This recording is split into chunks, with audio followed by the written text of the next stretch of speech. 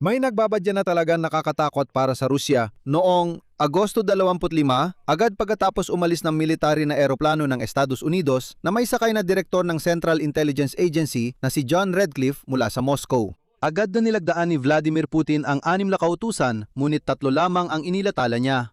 Nalaman kalaunan na si Putin ay lumagda ng 3 lihim na kautusan matapos iulat ng mga kaluraning media na dumating sa Moscow ang direktor ng CIA upang balaan si Vladimir Putin tungkol sa mga magiging kahihinatnan kung totoong atakihin ng Russia ang Europa. At may mga unang palatandaan na ng paghahanda para sa ganitong digmaan. Ayon sa mga datos ng intelihensya, nagsagawa ng pagsasanay ang mga sundalong Ruso para sa paghahanda ng mobilisasyon sa rehiyon ng Kaliningrad. Pati na rin sa iba pang mga rehiyon, sinusuri ang infrastruktura ng Ministeryo ng Depensa kung handa na ba itong tumanggap ng mga bagong recruit at tiyakin na mabibigyan sila ng pagkain at armas. Bukod pa rito, nakakuha ang intelihensya ng Estados Unidos ng impormasyon na maaring subukan ni Vladimir Putin ang katatagan ng North Atlantic Alliance. At biglang lumabas ang 3 classified na kautusan at ang White House, masasabi ko, ay nananatiling tahimik tungkol sa resulta ng pag-uusap ng direktor ng CIA kay Putin.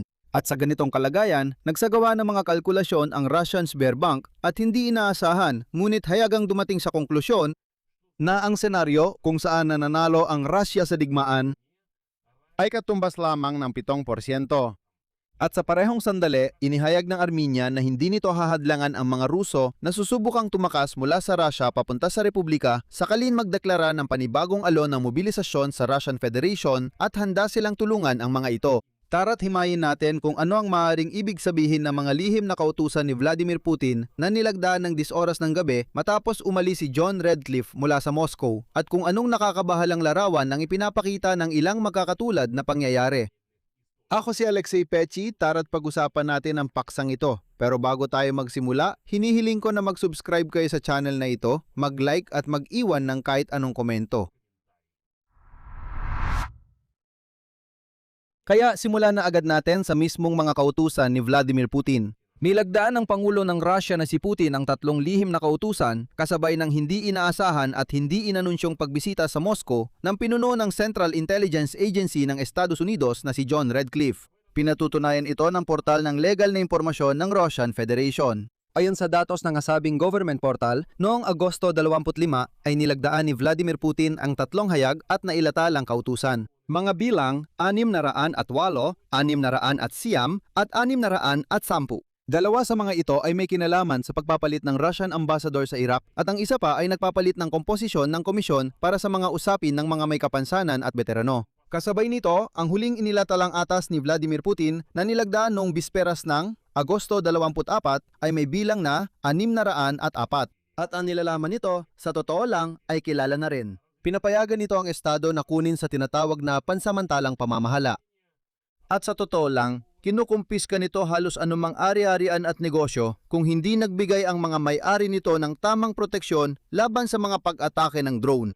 Ibig sabihin, literal na isang araw bago ang pagbisita ng direktor ng CIA, pinalawak ng Kremlin ang karapatan nito na isailalim sa aktual na nasyonalisasyon ang anumang negosyo sa Russia sa dahilan ng kakulangan ng proteksyon laban sa mga drone ng Ukraine. At ang susunod na 3 kautusan ay sa kung anong dahilan ay itinago sa publiko ng lubusan. Ibig sabihin, ulitin ko, sa opisyal na portal mayroon tayong kautusan, 604, tapos agad-agad sumunod ang 608, 609 at 610. 3 ang malinaw na inilihim at dito na nagsimulang lumabas ang mga haka-haka kung ano nga ba ang maaaring nakatago sa mga iyon. Paalala ko lang ang konteksto ng pagbisita ng direktor ng CIA sa Moscow para maging malinaw ang koneksyon. Sa panahon ng pagbisita sa Moscow, na unang beses mula nang magsimula ang pananakop ng mga Ruso sa Ukraine, nakipagkita ang pinuno ng CIA kay Vladimir Putin. Para dito, mismong ang presidente ng Russia ay nagkansela pa ng isa sa mga aktibidad na pinaghandaang mabuti ng daan-daang tao. Opisyal na inanunsyo ito ng correspondent ng Kremlin Pool na si Alexander Yunashev. At malinaw na ang ganitong correspondent ay nagsasabi lamang ng mga bagay na pinapayagan siyang sabihin ng Kremlin. Ibig sabihin, ang pahayag na pinatpaliban ni Putin ang lahat ng kanyang mga plano para lang makipagkita sa direktor ng CIA ay isang mensahe mismo mula sa Kremlin. Hindi pa rin malinaw kung ano talaga ang naging paksa ng pag-uusap sa pagitan ni Putin at Redcliffe. At ayon sa La Wall Street Journal, isinulat nila na maaring nagdala si Redcliffe ng babala kay Putin kaugnay ng impormasyon mula sa American Intelligence na nagpapakita. Naghahanda ang Kremlin ng panibagong yugto ng mobilisasyon at posibleng provokasyon laban sa NATO. Partikular, natunton ng NATO na aktibong nagsasanay ang mga Ruso ng senaryo ng malawakang mobilisasyon sa rehiyon ng Kaliningrad, engklabo ng Russia sa Europa. At na ang ganitong mga pagsasanay ay isinagawa rin sa maraming rehiyon ng Russia. Sinuri ng Ministry ng Depensa ng Russian Federation kung gaano kahanda ang mga training ground para sa malawakang pagtanggap ng mga bagong recruit. Kasabay ni Redcliffe sa Moscow, siya nga pala, naroon din ang kalihim ng Vatican para sa mga internasyonal na usapin na si Paul Richard Gallagher. Nagsagawa siya ng pag-uusap kay Sergey Lavrov at nagpahayag ng kahandaang ayon sa kanya gamitin ang lahat ng paraan para tumuhong sa pag-aayos ng sitwasyon sa Ukraine. Ibig sabihin nakita ninyo, ganito ang naging kilos ng Estados Unidos. Nagbabala si Radcliffe na hindi dapat magpatuloy ang Moscow sa paglala ng sitwasyon at agad namang nag-alok ang kinatawan ng Vatican ng planong pangkapayapaan na binuo ng Ukraine, Estados Unidos at Europa.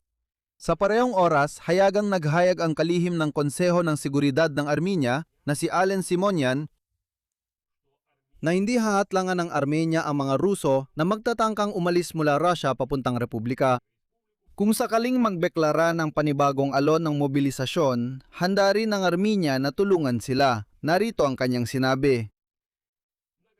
Sa hangganan, walang magtatanong kanino man kung bakit siya pumunta rito. Sa mga Ruso, isa lang ang masasabi ko, maligayang pagdating sa Armenia. Dito, mahal namin ang lahat, nirerespeto namin ang lahat at matatagpuan nila rito ang lahat ng hinahanap nila sa pagpunta sa Armenia. Maaari rin silang bumalik sa Russia kapag nais na nila. Binanggit din ng opisyal na hindi lamang hindi hahadlangan ng mga otoridad ng Armenia ang pagpasok ng mga Ruso, kundi kung kinakailangan ay magbibigay pa sila ng tulong sa mga Rusong may obligasyong militar. Ang pahayag ay hindi basta-basta lang sinabi. Tulad ng nabanggit ko na kanina, nagsimula ng suriin ng mga militar ng Russia ang kahandaan ng mga rehiyon para sa draft. May mga source sa administrasyon ng Estados Unidos na nagsabi na maaari magkaroon ng panibagong bugso ng mobilisasyon. Maaaring magsimula ito pagkatapos ng eleksyon sa State Duma ngayong Setyembre at maaaring mapasama rito ang mga Russian na may kaunting karanasan sa militar at yung mga talagang ayaw makipaglaban. Ang mga opisyal ng Europa naman ay iniugnay ang posibleng mobilisasyon sa mataas na bilang ng mga kaswalti sa hukbong Ruso. Ayon sa pagtataya ng Sentro ng Estratehikong at Internasyonal na Pag-aaral, pagsapit ng Hulyo 2026, lumampas na sa 1.4 ang mga nasawi sa sandatahang lakas ng Federasyon ng Rusya. Milyong tao napatay at nasugatan at ang bilis ng pagkuha ng mga sundalong may kontrata ay hindi na sapat upang mapunan ang mga pagkalugi. Ang Pangulo ng Ukraine na si Volodymyr Zelensky, sa katunayan ay dati nang nagsabi na maaaring magmobilisa ang Russia ng mula 300,000 hanggang 500,000 katao na yung taglagas dahil sa matinding kakulangan ng mga sundalo. Sa mismong Russia, mas madalas nang naitatala ang mga kaso ng lihim na mobilisasyon. Sa nakalipas na 1.5 buwan, ang mga residente ng hindi bababa sa 17 reyon ay nagreklamo tungkol sa sapilitang pag-aresto at pamimilit na pumirma ng kontrata sa Ministry of Defense. At sa huli, ilalahad ko ang pinakahuli at pinakahindi inaasahang bahagi ng larawan natin na yon. Ito ay isang panloob na dokumento na nagbibigay liwanag kung paano tinataya ng mismong malalapit sa Kremlin ang sitwasyon. Ang mga analista ng Sberbank ng Rusya ay naghanda ng isang tala na pinamagatang mga senaryo ng pagkamit ng kapayapaan sa lift na Rusya-Ukraina na di umano'y nakuha mula sa palitan ng mensahe ng pinuno ng bangko na si Herman Gref at tinaya nila ang 8 posibleng senaryo ng pagtatapos ng bigmaan ng Rusya laban sa Ukraina. Ang tsansa ng isang mapagpasyang tagumpay militar ng Rusya ayon mismo sa Sberbank ng Rusya ay tinaya lamang sa 7%.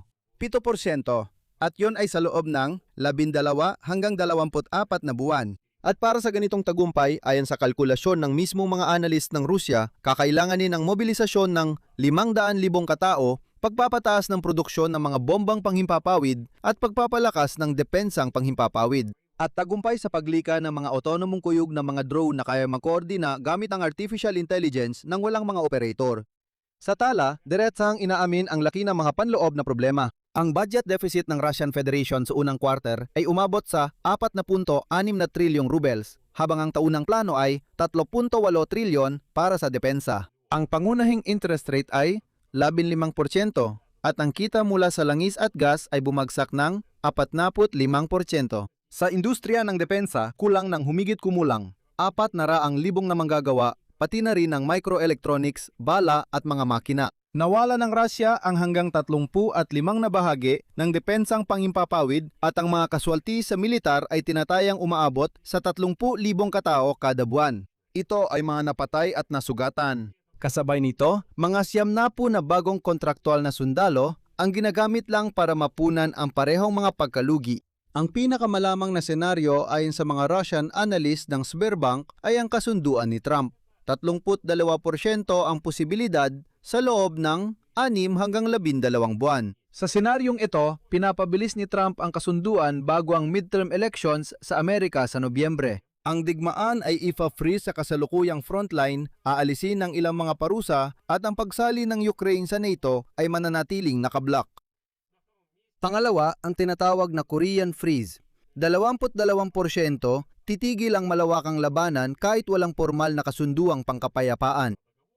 Magiging matatag ang front pero sa batas ay tuloy pa rin ang digmaan, patuloy pa rin ang digmaan ng mga drone sa mababang antas. Sa kabuuan, ang dalawang senaryong ito ay nagbibigay ng 54% posibilidad. Ibig sabihin, sa mismong Kremlin, base sa pagtagas na ito, ang pinakarealistikong inaasahan nila ay ang pag-freeze ng sitwasyon, hindi ang panalo ng Russia. Uulitin ko, tinataya ng Sberbank ng Russia ang panalo ng Russia sa 7%. Kasabay nito, diretsang sinasabi ng mga analyst na ang pinakakanais-nais na panahon para sa negosasyon ng Russia ay ngayon na, at pagkatapos, pagdating ng katapusan ng taon at sa mga susunod pa, maaring lumala ang posisyon ng Moscow dahil sa pagkaubos ng likwididad. Bahagi ng pondo ng pambansang kayamanan na umaabot sa humigit kumulang 4 na trilyong rubles sa bilis ng pagkuha ng mga 400 bilyong rubles kada quarter. Batay sa mga konklusyon, isulat ninyo sa mga komento sa ilalim ng makatotohanan ng pagyelo, hindi sa channel. Не 3 засекреченных указа. Здесь поставлю многоточие, ваше мнение, ваши выводы пишите в комментариях под этим выпуском, подписывайтесь на канал. Pindutin ang tagumpay. Basta makatotohanan, hindi yon ang tagumpay.